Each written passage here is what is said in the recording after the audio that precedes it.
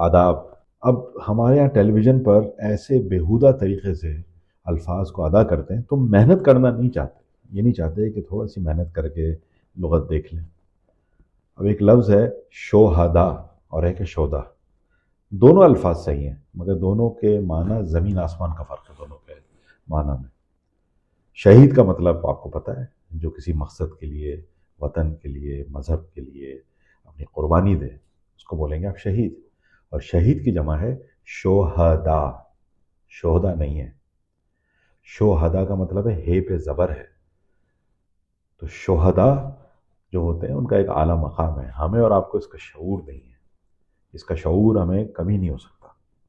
مگر خدا را شہدا کو شہدا مت بولیے، کیونکہ شہدا کا مطلب ہوتا ہے آوارہ، بدماش، لچا، لفنگا، ہولیگن کے لیے استعمال ہوتا ہے۔ تو شہدا اور شوہدا میں بہت فرق ہے۔ شوہدا، شہدا نہیں، بہت فرق ہے۔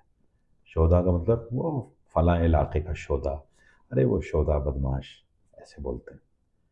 شہدا نہیں، شہید کی جمع شہدا۔ اپنا بہت خیال رکھیے، نئے الفاظ کے ساتھ دوبارہ ملاقات ہوتی ہے۔ آداب۔